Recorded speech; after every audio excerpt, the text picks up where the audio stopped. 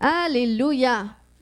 Donc, ce matin, un adversaire que je veux adresser, comment est-ce que le Seigneur veut nous délivrer, c'est comparable à un certain peuple qu'on mentionne dans la parole de Dieu qu'on appelle les Madianites. Et le titre de mon message, c'est « Briser l'assignation des Madianites ». On va voir c'est quoi ce peuple-là et comment est-ce que ça nous concerne aujourd'hui en 2025. Donc, les Madianites, c'était une tribu nomade de l'Orient qui était descendant d'Abraham. Donc, Abraham, à travers sa femme, Ketura, qui a été son épouse après Sarah, il a eu un fils qu'il a appelé Madian. Et plus tard, le peuple des Madianites ont fait partie des ennemis les plus farouches d'Israël. Okay? Puis vous savez qu'on représente le peuple d'Israël aujourd'hui. On fait partie du peuple d'Israël par la foi, parce que Dieu, c'est là qui a amené le Sauveur, puis on devient participant du peuple d'Israël, de ce peuple que Dieu s'est choisi, qu'il a mis à part, puis auquel il a rattaché toutes ces promesses qu'on retrouve dans la parole. Donc, ça faisait partie des ennemis les plus farouches d'Israël, et leur nom, Madian ou Madianite, ça signifie lutte ou dispute. Donc, on voit quelques histoires impliquant les Madianites dans la parole de Dieu, notamment au temps de Moïse, et on voit aussi une histoire qu'on entend quand même souvent, et c'est au temps de Gédéon. Puis je vais commencer dans cette histoire ce matin de Juges 6, au verset 1 à 6, ça nous dit « Les Israélites firent de nouveau ce que l'Éternel considère comme mal, de sorte que l'Éternel les livra au pouvoir des Madianites pendant 7 ans.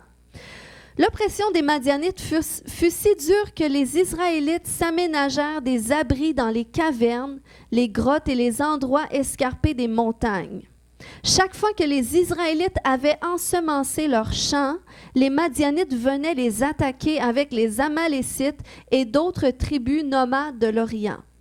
Ils établissaient leur campement dans le pays et détruisaient les récoltes jusqu'aux abords de Gaza. Ils ne laissaient aux Israélites ni vivres, ni moutons, ni bœufs, ni ânes. Donc, vous voyez là comment extrême c'était. En effet, ils arrivaient en grand nombre comme des sauterelles avec leurs troupeaux et leurs tentes. Eux et leurs chameaux étaient innombrables et ils envahissaient le pays pour le ravager. Les Israélites furent réduits à une grande misère par les Madianites et ils implorèrent l'Éternel.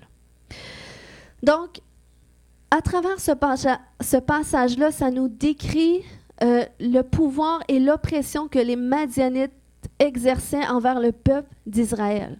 Puis on s'entend que le peuple d'Israël, à cette époque-là, comme ça nous le décrit, eh bien, il n'y avait plus de qualité de vie.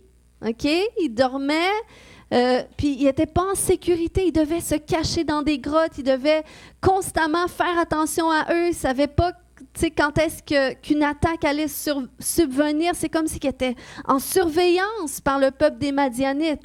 Et il y avait peine à manger parce que les Madianites cherchaient à voler leur récolte. Puis il y avait peine même à vivre et à se nourrir parce que leur bétail était volé aussi. Donc, ils vivaient dans une grande misère. Puis le fait que ça compare aussi dans ce texte-là à des sauterelles, comme si que des sauterelles qui passaient, qui ravageaient tout le pays, eh bien, c'est une image parce qu'à cette époque-là, lorsque des sauterelles qui venaient sur une plantation, ça ravageait tout. Ça détruisait tout comme si il ne restait plus rien finalement. Donc, c'est le pouvoir que les Madianites, avec les autres peuples des Amalécites, qui exerçaient contre le peuple d'Israël. Donc, ils étaient vraiment désemparés à travers tout ça.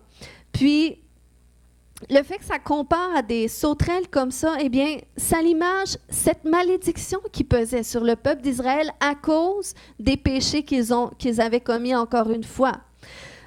Dieu avait parlé de ça comme une malédiction par rapport aux sauterelles en disant dans Deutéronome 38, par exemple, à ceux qui se détourneraient de Dieu, il avait dit « Tu transporteras sur ton champ beaucoup de semences et tu feras une faible récolte, car les sauterelles la dévoreront. » Donc, c'est ce qui se produisait, mais là, c'était au moyen du peuple des Madianites. Donc, comment est-ce que cette histoire, ça nous rejoint, nous, en 2025, ou est-ce qu'on n'est peut-être pas dans le même contexte, ou est-ce qu'on ne craint peut-être pas pour notre vie parce qu'on n'est pas sous le pouvoir de terroristes? C'était un peu ça qu'ils vivaient. Mais il y a peut-être des gens qui nous regardent que c'est leur réalité parce que dans d'autres pays du monde, c'est ce qu'ils vivent. Mais il faut savoir que qu'on soit contraint à vivre le même type de situation ou non, il reste qu'on a tous un combat à mener quand même. On a tous à faire face à des ennemis parce que la Bible va nous dire que, quels que soient nos ennemis, derrière les choses de la vie qu'on peut vivre difficiles, derrière nos ennemis visibles, parfois il y a des ennemis invisibles qui s'y cachent, qui vont influencer soit les circonstances ou soit les gens qui sont participants de nos difficultés. Et c'est ce que Éphésiens 6,12 va nous dire, car nous n'avons pas à lutter contre la chair et le sang, mais contre les dominations, les autorités, les princes de ce monde des ténèbres, contre les esprits méchants dans les lieux célestes. Donc, bien que le peuple d'Israël était oppressé par les Madianites, eh bien, derrière les Madianites, il y avait un ennemi spirituel qui était là, qui les influençait à les détruire. Puis, c'est pour ça que leur seule issue de s'en sortir au peuple d'Israël, c'était de crier vers Dieu. C'est pour ça qu'avec toute leur misère, après 7 ans, ils se sont mis à implorer Dieu parce que ce type de difficulté-là que tu vis, que la seule issue pour que tu t'en sortes, c'est si Dieu intervient. Est-ce qu'il y a des gens ce matin qui comprennent qu'est-ce que je dis? Amen. Amen. Puis, l'intervention de Dieu, c'est pas seulement au moyen d'une prière que ça va venir. Des fois, oui, puis alléluia, on est content quand ça arrive. Mais souvent, Dieu va intervenir au moyen de des stratégies qui vont nous révéler que nous-mêmes, on va mettre en place. Parce que c'est ce qui s'est produit même à l'époque de Gédéon. Pour que le peuple d'Israël puisse vaincre les Madianites, eh bien, il a fallu que Dieu ait appelé Gédéon pour qu'il collabore avec lui pour la délivrance du peuple d'Israël. Et quand il a collaboré avec lui, eh bien, c'est là qu'il a révélé à Gédéon les stratégies à mettre en place. OK? Donc, c'était pas seulement, Gédéon n'avait pas seulement besoin de prier, mais il avait besoin de savoir, OK, mais comment est-ce qu'on va faire? Et Dieu lui a dit, étape par étape, qu'est-ce qu'il devait faire. Donc, c'est la même chose pour nous. Si nous, on veut vaincre nos ennemis derrière des combats récurrents qu'on vit à l'extérieur de nous, on a besoin de connaître les stratégies de Dieu. Seigneur, qu'est-ce que je dois faire pour me sortir de cette situation? Qu'est-ce que je dois mettre en place? Amen. Donc, on a besoin des stratégies de Dieu parce que ce n'est pas nécessairement à nous de commencer à mener le combat spirituel pour attaquer nos ennemis. Des fois, oui, ça dépend des combats. Mais lorsque tu vis une oppression qui est extérieure, que ça affecte ta vie extérieure, puis intérieure aussi, parce que c'est quand même connecté, eh bien, tu as besoin des stratégies de Dieu, puis tu as besoin de comprendre que c'est Dieu qui va s'occuper de ton ennemi. Toi, tu dois faire ce qu'il te demande. C'est comme lorsque Dieu a sorti le peuple d'Israël de l'Égypte par la main de Moïse. Eh bien, Dieu a révélé au peuple qu'est-ce qu'il devait faire. Puis, j'ai partagé justement ce verset-là tout à l'heure dans Exode 14, 13, où est-ce que Moïse avait dit au peuple, ne craignez rien, restez en place. Donc, c'est comme, ils ont passé de esclaves à armés, OK, en un instant, le peuple d'Israël, parce qu'il était esclave du peuple d'Égypte. Mais là, Dieu a permis, il a ouvert une brèche pour qu'ils puissent sortir.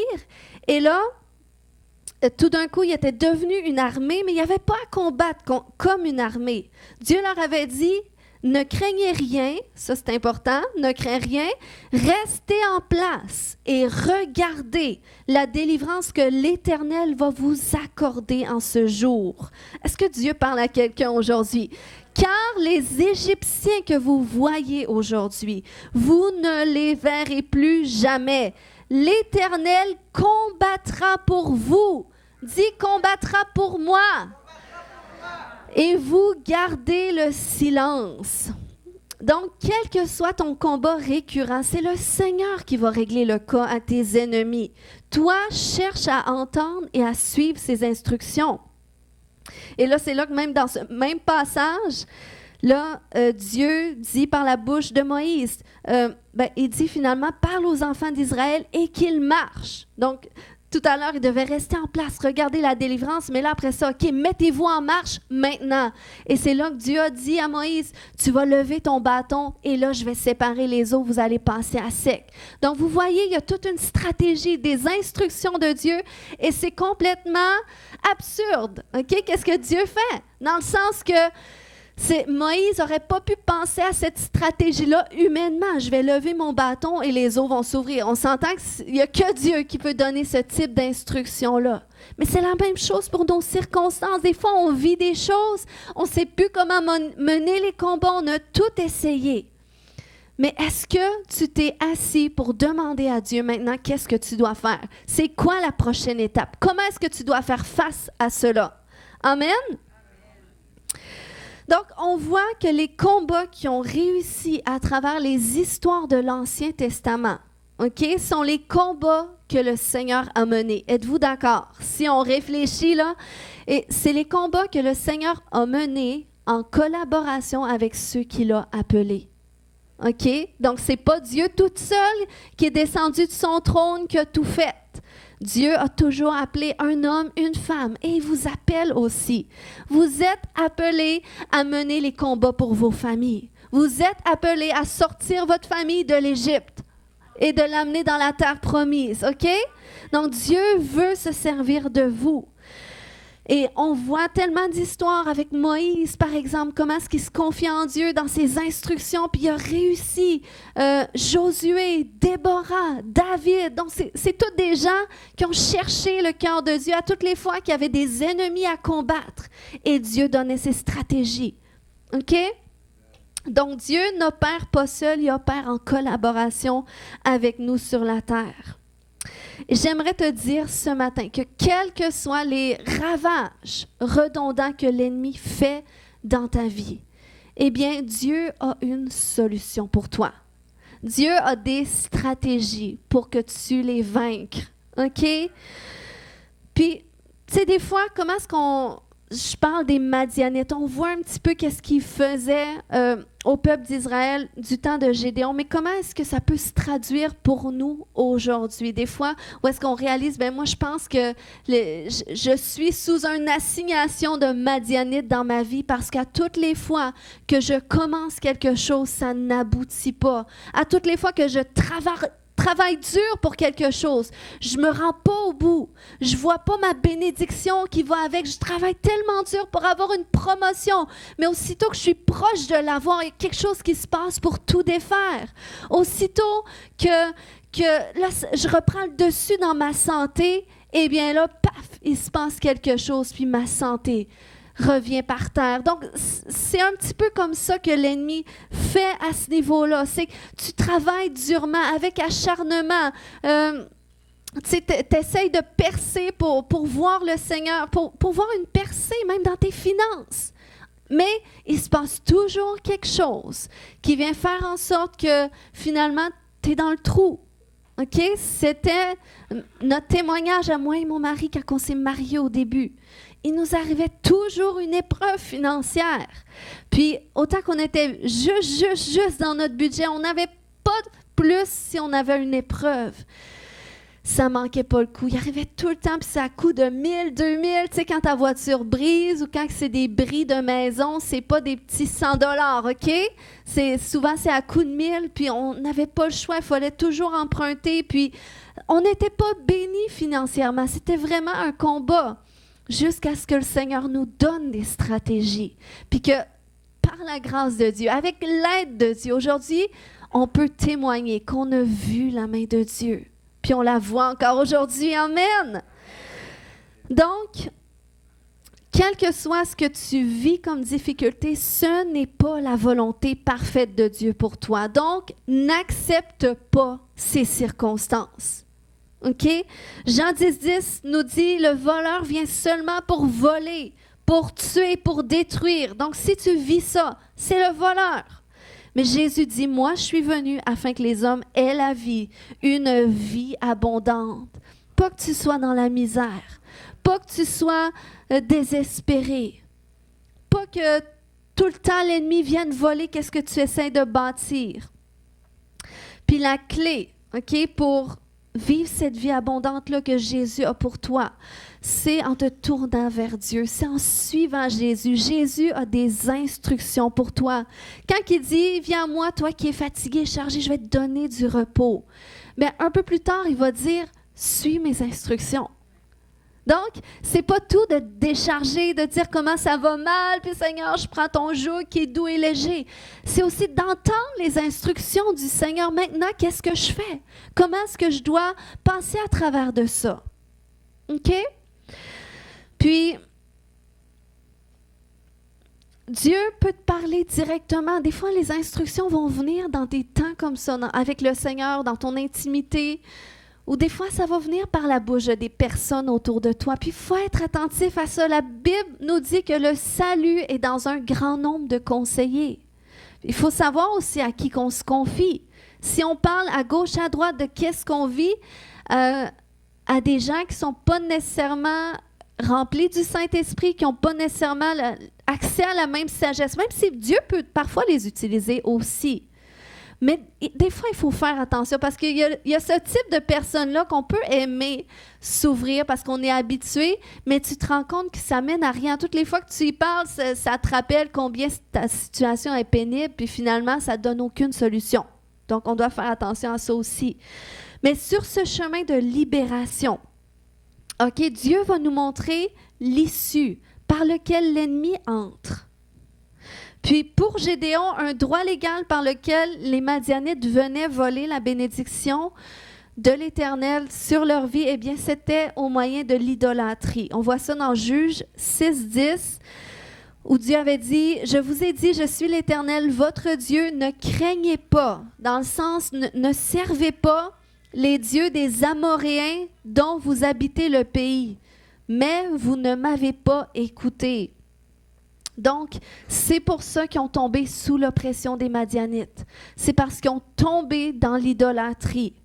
Puis l'idolâtrie aujourd'hui, pour nous, ça s'exprime dans tout ce qu'on peut mettre devant Dieu. Que ce soit l'entretien d'un péché, que ce soit une dépendance, que ce soit même des fois le travail. Des fois, ça peut être même le ministère peut devenir une idole. Les bonnes œuvres ou tes passe-temps. Quand il y a quelque chose dans ta vie qui vole ton temps avec Dieu ou qui vole le bien que Dieu pourrait te procurer, OK? Ou qui vole la place de Dieu, eh bien, c'est comme une idole. Et ça, le Seigneur nous appelle à sonder nos cœurs. Puis, une chose qui rendait le peuple d'Israël vulnérable à l'idolâtrie, puis on l'a vu à quelques endroits, eh bien, c'est lorsqu'ils se mettaient avec les femmes des autres peuples. Donc, c'était ce qui faisait en sorte que tout d'un coup, ils se mettaient à adorer les autres dieux. Puis, c'est ce qui s'est produit à l'époque de Moïse, où est-ce qu'on parle des Madianites. Donc, juste pour vous expliquer, parce que je n'ai pas les versets ce matin, mais si vous voulez aller voir à la maison, c'est dans Nombre 22 qu'on en parle. Eh bien, à un certain moment donné, les rois du peuple de Moabites et des Madianites, eh bien, ils ont vu la grande armée d'Israël. Et là, tout d'un coup, ils étaient effrayés. Parce qu'ils entendaient aussi tous les témoignages de comment est-ce qu'ils remportaient les victoires sur les peuples. Donc, ils se sont mis à craindre le peuple d'Israël. Donc, qu'est-ce qu'ils ont fait? C'est qu'ils sont allés chercher un faux prophète. Ils sont allés chercher Balaam pour lui demander de maudire ce peuple parce qu'ils se sont dit, cette immense armée-là, on ne pourra jamais les abattre. Mais si, par exemple, on les maudit, eh bien là, on va pouvoir avoir pouvoir sur eux finalement. Et ils sont allés chercher ce prophète, ce faux prophète, Balaam. C'est un faux prophète. Pourquoi? Parce que cet homme-là entendait de Dieu. Il se proclamait comme même un serviteur, un prophète de Dieu. Mais ce qui est arrivé, c'est que c'est son cœur qui n'était pas droit devant Dieu. Il cherchait à entendre Dieu, à parler de la part de Dieu pour ses bénéfices personnels qui n'étaient pas selon le cœur de Dieu, parce que lui, il était avide du gain, c'est ce qui l'intéressait. Puis là, finalement, quand il est arrivé sur le territoire, il savait, il n'a pas été capable de maudire le peuple de Dieu. Et ça nous encourage, parce qu'il y a un verset dans la Bible, dans Proverbe 26:2, qui nous dit que la malédiction sans cause n'a point d'effet. Tu sais, des fois, ça peut nous faire peur. On se dit, ben cette personne-là m'a maudit, ou je me suis fait jeter un sort, ou j'ai vu un sorcier, puis là, on a peur. Mais la Bible nous dit que la malédiction sans cause n'a point d'effet, que toute langue qui s'élève en justice contre toi, il la condamne. Fait qu'à ce moment-là, le peuple d'Israël ne pouvait pas être maudit parce qu'il avait déjà été béni. Lorsque tu expérimentes la délivrance, tu passes de la malédiction à la bénédiction. Donc, quelles que soient les malédictions que l'ennemi essaie d'envoyer contre toi, ça ne peut pas prospérer parce que tu es rendu dans le camp des bénis. Amen? Donc, si ça peut vous rassurer ce matin, des fois, il y a des malédictions qui pèsent contre nous parce qu'on a donné accès, comme le peuple d'Israël au moment de Gédéon. Là, cette malédiction des sauterelles qui viennent toutes dévorer. Pourquoi? Parce que là, ils ont tombé dans l'idolâtrie. Ils ont tombé dans le péché. Donc, nous, si on tombe puis on entretient dans ce dans quoi on tombe, eh bien là, on risque de se mettre sous le pouvoir de la malédiction. Alors, le Seigneur nous appelle à sonder notre cœur. Donc, là, il n'a pas réussi à maudire le peuple d'Israël. Mais par contre, parce que c'était quand même un devin, OK? Puis il était avide du gain. Donc, il savait tortueusement qu'est-ce que le peuple d'Israël avait besoin pour tomber. Il savait qu'est-ce qui pourrait être une pierre d'achoppement contre le peuple d'Israël. Qu'est-ce qui pourrait être une occasion de chute. Et c'était quoi? C'était les femmes des Madianites. Donc, c'est comme ça qu'il a conseillé les Moabites et les Madianites, il les a conseillés à envoyer des femmes vers eux. Et là, tranquillement, c'est comme ça qu'ils ont réussi à séduire leur cœur vers la perte. Mais là, Dieu, OK, dans la fin de l'histoire, il est intervenu. Mais c'est juste pour montrer comment est-ce que l'ennemi, si l'ennemi ne peut pas nous maudire, il va chercher à trouver un point faible dans notre vie. Il va chercher à voir notre vulnérabilité pour voir justement où est-ce qu'il pourrait avoir un pouvoir sur nous. Parce que la Bible va nous dire que Balaam avait un esprit d'égarement. Donc, il était capable de voir comment est-ce qu'on pourrait égarer le peuple. Donc, c'est ce qu'on voit dans Apocalypse 2,14 ce matin. Je ne le lirai pas, mais c'est ce qui nous parle. Que des fois, il y a ce type de personne-là même qui va s'introduire dans les églises ou qui va s'introduire dans notre vie pour nous ouvrir une opportunité qui semble être la volonté de Dieu, qui semble s'aligner avec Dieu, mais finalement, c'est une occasion de chute pour nous si on emprunte ce chemin-là. Donc, c'est pour ça qu'on doit faire très attention. Puis, lorsqu'on regarde la signification de Balaam, dans l'hébreu, ça signifie qui avale ou qui détruit le temple. Donc, ça, c'est un ennemi spirituel à laquelle on doit faire face. Puis c'était un ennemi avec lequel les Madianites ont travaillé pour faire tomber le peuple. Puis finalement, ça nous montre, c'est ce que le diable veut faire dans notre vie. OK? S'il ne peut pas nous maudire, il va chercher à trouver notre point faible. Puis notre point faible, ça peut être un péché qu'on entretient. Ou ça peut être même une offense qu'on n'a pas réglée. Ou ça peut être un traumatisme qu'on n'a pas traité. L'ennemi va s'en servir comme un point faible pour nous égarer, pour nous amener en dehors de la volonté de Dieu. Et là, on va se retrouver sous le joug des malédictions, de l'échec, sous le joug de choses négatives qui perpétuent dans notre vie pour nous détruire.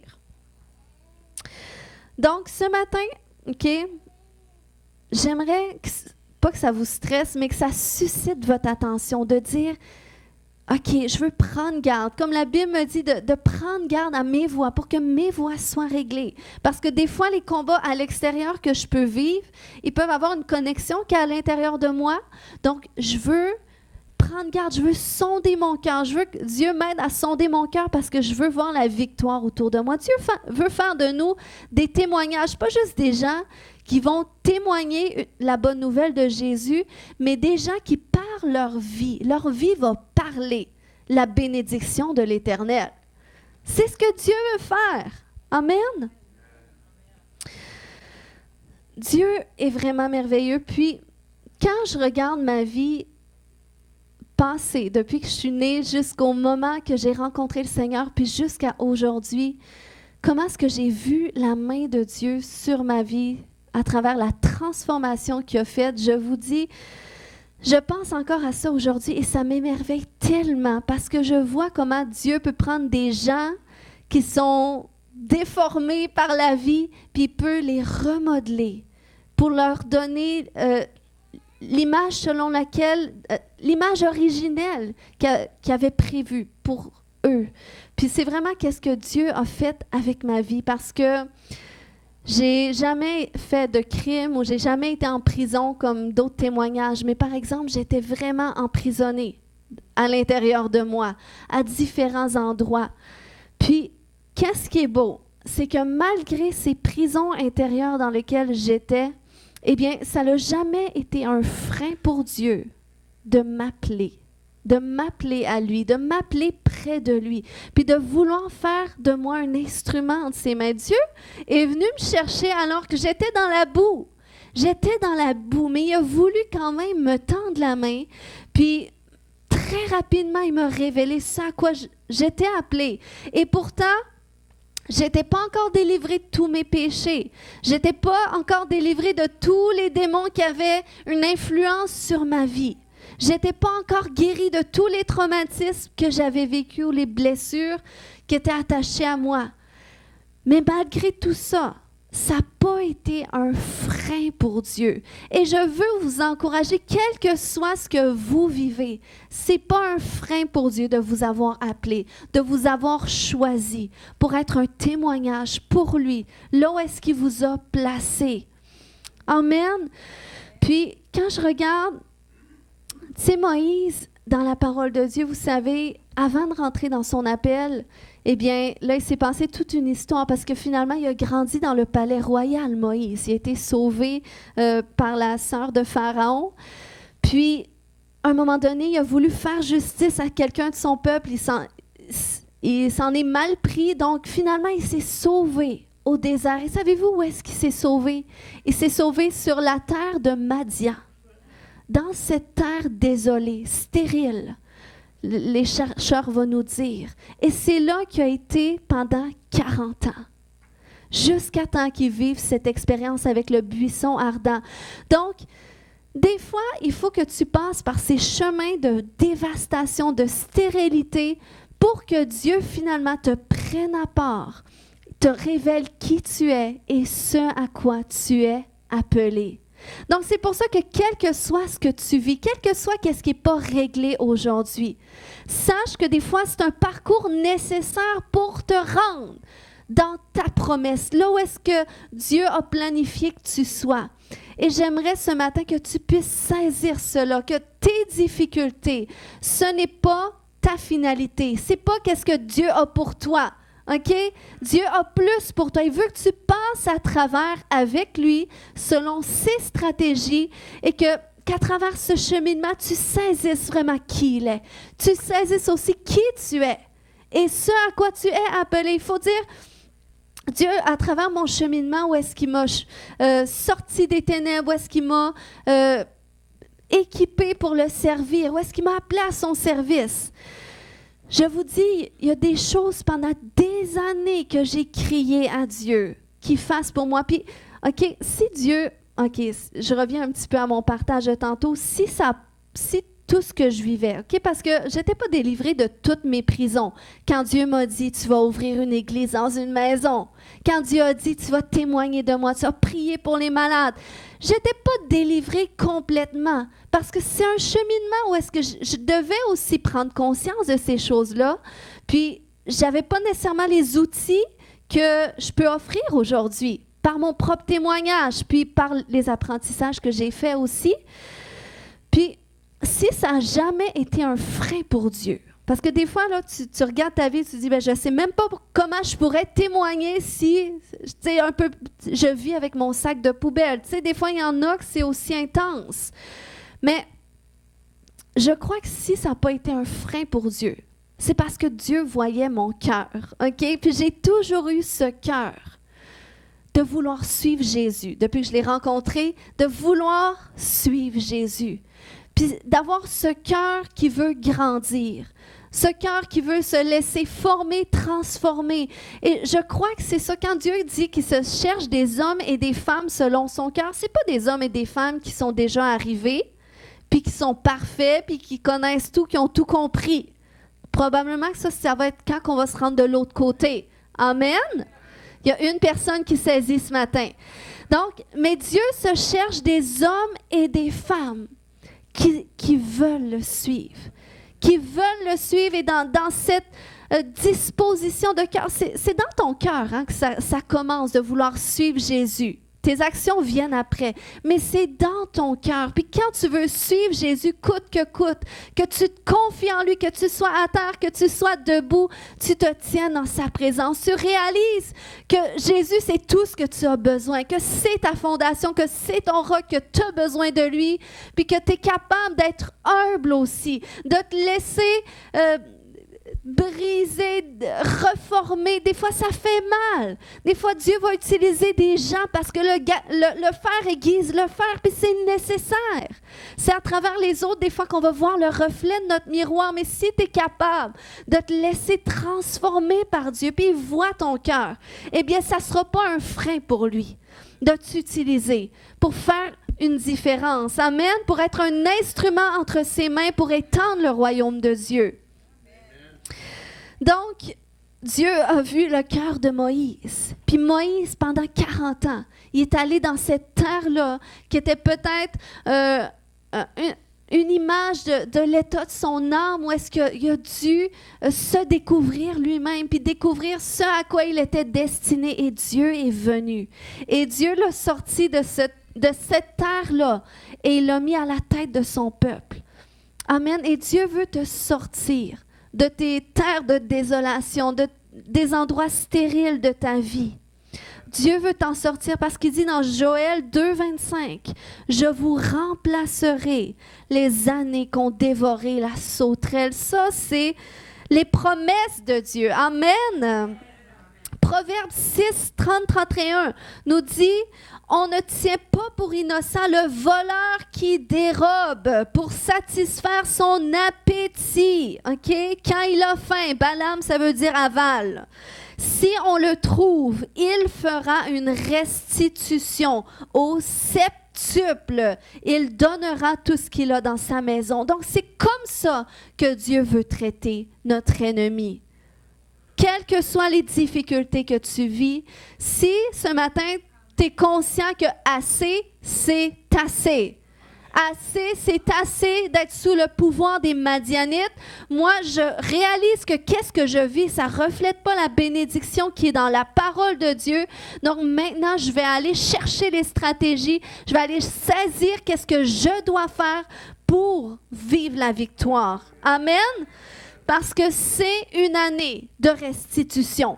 C'est l'année où l'ennemi doit restituer au septuple tout ce qu'il a volé. Et je peux vous dire que l'ennemi a restitué dans ma vie. Parce que qu'est-ce que Dieu a fait avec moi aujourd'hui? Cette transformation qui continue de faire encore. Mais juste qu'est-ce que j'expérimente aujourd'hui? Je dis, wow! Dieu fait vraiment des miracles. Dieu fait vraiment des miracles. Aucun homme ne peut changer l'âme d'une personne. On s'entend? Puis dans la société, oui, ils peuvent nous donner des outils, nous donner une médication, des fois pour nous aider, mais l'œuvre que Dieu fait, il nous reforme, il nous régénère, il nous renouvelle, il restaure notre être intérieur, puis l'extérieur aussi. Amen. Donc, Dieu veut te donner les stratégies ce matin sur la façon de remporter la victoire. C'est comme Gédéon, avant qu'il aille au combat. Dieu lui a dit, tu vas aller d'abord renverser l'autel de Baal et tu vas aller ériger un autel pour moi. Donc, il y avait quelque chose à faire. Donc, je veux te mettre au défi cette année de faire face à tout ce qui peut ressembler à une idole dans ta vie. Que l'accusateur se sert contre toi pour laisser les sauterelles dévorer tes bénédictions. Ouvre ton cœur à ce que Dieu t'aide à traiter ces choses. Et va aussi plaider ta cause. OK? La Bible nous dit dans Ésaïe 43:16, c'est Dieu qui parle. Il dit, réveille ma mémoire. Plaidons ensemble. Parle toi-même pour te justifier. Je vous ai fait une petite feuille, OK? Parce que j'ai fait ça peut-être pour les gens qui sont visuels. C'est un devoir que je vous invite à faire. C'est pas une formule, OK? C'est pas une méthode. La religion aime les méthodes, les formules. Nous, on sert un Dieu de relation. Ça, c'est juste un exemple de comment est-ce que je peux prier pour mes situations dans lesquelles je veux que Dieu intervienne. Donc, on va vous passer les feuilles, puis on va voir à travers qu'est-ce que ça consiste. Mais c'est juste pour vous montrer de quelle façon que j'ai prié pour vivre des percées dans ma vie, pour que ma famille soit sauvée, pour que mon frère Nathaël, qui est rendu pasteur aujourd'hui, soit sauvé. C'est des façons qu'on a prié. Et j'ai eu à cœur de les mettre sur papier. Peut-être, vous allez dire, ben moi, c'est pas tout à fait comme ça. C'est correct. Le Seigneur fait les choses de multiples façons. Mais si ça peut vous donner une idée, peut-être ça va vraiment vous parler, ça va vous aider sur votre façon de prier pour vos choses.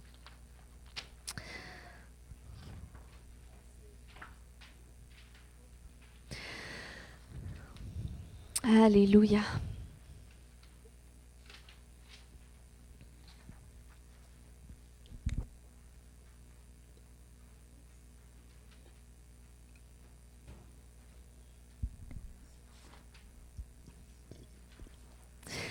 OK. Donc là, ça, c'est pour les situations que tu vis où tu voudrais vivre une intervention divine. Les situations que tu vis, là, c'est où est-ce que tu dis c'est assez. Ça a assez duré, je veux voir Dieu intervenir là-dedans. Là, premièrement, je t'invite à détailler. Si tu es quelqu'un, puis c'est bon de se tenir un journal devant le Seigneur, où est-ce qu'on écrit, que ce soit nos requêtes de prière, que ce soit qu'est-ce que Dieu dépose dans ton cœur, parce qu'on oublie. Que ce soit tes rêves, quand tu rêves la nuit, écris-les aussi. Donc, tu peux l'écrire sur cette feuille. Tu commences par détailler les luttes que tu vis. Puis moi, j'ai mis des exemples que je ne lirai pas maintenant, mais c'est des exemples personnels. Puis ça ressemble à ce qu'on avait fait quand on vivait des dettes là, financières puis qu'on ne réussissait pas à s'en sortir. C'est comme ça qu'on a mené ça devant le Seigneur puis il est vraiment intervenu. Donc, premièrement, qu'est-ce que tu peux faire? C'est que tu détailles ta situation, les luttes que tu vis. Puis c'est important de faire ça parce que si on ne fait pas ça, on va rester à cet endroit-là où est-ce que devant le Seigneur, c'est tout le temps ça qui revient. Qu'est-ce qui ne va pas qu'on vit? Puis finalement, on ne voit jamais de percée parce qu'on est toujours là-dedans. Là, tu écris ça. Ensuite, tu peux écrire ta demande de restitution. Qu'est-ce que l'ennemi doit restituer? Dans le fond, c'est qu'est-ce que tu veux vivre comme changement dans ta situation. Tu l'écris là, il faut que ce soit clair. Des fois, on dit, ouais, mais Dieu connaît tout, Dieu le sait. Oui, mais il veut t'entendre le dire aussi, il veut t'entendre le définir. Tu détailles les choses. Puis ça, c'est pour une situation à la fois. Vous pouvez le faire pour toutes vos situations. Ensuite, les stratégies divines. C'est pas tout de prier, ça nous prend les stratégies. Tu dis, voilà ma situation que je vis, je suis tannée de vivre ça, je veux vivre une intervention divine. Je voudrais que tu fasses ça, Seigneur, dans ma vie. Maintenant, quelle est la part que je dois jouer? Seigneur, donne-moi ta sagesse. Comment est-ce que je dois gérer cette situation-là? Puis Dieu va te donner une stratégie. Puis ensuite, tu dois être à cet endroit d'écrire un nouveau verdict, une déclaration en accord avec qu'est-ce que la parole de Dieu dit sur ta situation. Puis tu formes une déclaration dans tes mots, une déclaration de qu'est-ce que le Seigneur fait, pas de j'aimerais ne plus être endetté. Non, ça tu l'as déjà fait à ta demande de restitution. Moi j'ai écrit je suis exempt de dette. Je n'emprunte plus et je prête à beaucoup de nations. Okay? Ça, c'est des versets. Je l'ai mis d'une façon adaptée à ce que je voulais déclarer. Puis, j'ai rajouté « Je suis une source de bénédiction pour ma famille, mes proches et le royaume de Dieu. » Donc ça, c'était mes décrets. Et ça, je les avais écrits même sur mon frigidaire avec les versets bibliques. Puis ça, là, tu dois plus, quand tu pries, tu déclares ça. Tu déclares ce que Dieu fait, comme si c'était déjà là. C'est ça, vivre par la foi. Puis, parce que la foi, c'est une ferme assurance des choses qu'on espère. Donc, qu'est-ce que tu espères là? Que tu veux vivre? Pas j'espère, non. Je vis cela. Je suis béni. Je suis guéri. Je suis délivré. OK? Puis, tu le dis là. Tu l'écris là, puis c'est quand tu pries, tu reviens là-dessus, tu fais les déclarations, tu pries plus en disant « Oh, je suis tannée de vivre ça ». Bon, ça peut arriver, oui, des moments qu'on s'exprime devant le Seigneur, c'est correct. Mais il faut que tu reviennes à par la foi. Tu déclares par la foi qu'est-ce que Dieu fait. Puis tu mets en application aussi ses stratégies. Ça, c'est important parce que Jésus dit que l'homme qui a bâti sa maison sur le roc, c'est pas seulement l'homme qui va écouter sa parole, mais c'est celui qui va aussi la mettre en application. Donc, tu dois entendre qu'est-ce que Dieu dit et tu dois le mettre en application. Tu dois lire la parole de Dieu, tu dois venir à l'église le dimanche, écouter, puis après ça, voir qu'est-ce que je dois faire avec ce message. Et là, moi, c'est le devoir que je vous donne, c'est d'amener ça devant le Seigneur. Amen. Pour que ceux pour qui on prie pour des besoins continuels, bientôt, ça va être vous qui allez prier pour les nouveaux qui vont rentrer avec leurs besoins continuels, OK? On veut vivre des percées cette année. On veut que l'ennemi restitue et que là, ce soit un témoignage parce que ça a assez duré. Amen? Alléluia. Donc, ce matin, on va prier en terminant. On va prier en terminant et je crois que Dieu veut agir tout de même ce matin. Je crois que Dieu veut libérer ses stratégies divines ce matin, alors qu'on est réunis ensemble en ce lieu, que Dieu veut ouvrir nos cœurs, qu'il veut parler à nos cœurs. Donc, est-ce qu'on peut se lever ensemble? Alléluia, merci Jésus. Merci Père que tu as des stratégies pour nous, que tu as des solutions pour nous, Seigneur Dieu.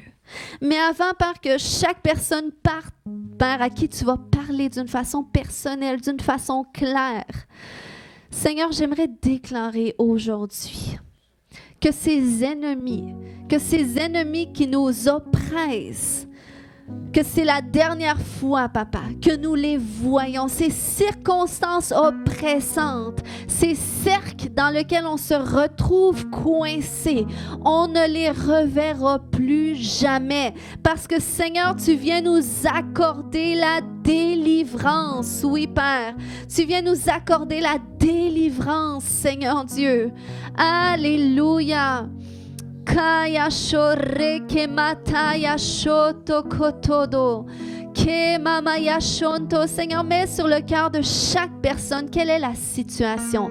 Quelle est la situation que tu dis aujourd'hui? Que ça va percer, qu'il y a une percée qui va venir, qu'il y a une issue qui va s'ouvrir, qu'il y a une restitution qui va arriver. Seigneur, quelles sont ces situations? J'aimerais, Papa, que tu viennes nous animer d'un courage, un zèle, alléluia, pour dire, nous allons mener le combat comme Gédéon qui s'est levé. Alléluia, nous allons nous lever en vaillants héros au nom de Jésus parce que Seigneur, toi-même, tu promets de combattre avec nous. Toi-même, tu viens nous délivrer. Alléluia, alléluia, alléluia, oui Seigneur Dieu. Là où est-ce que, Papa, là où est-ce que, Seigneur, il peut y avoir des idoles dans notre vie, Père.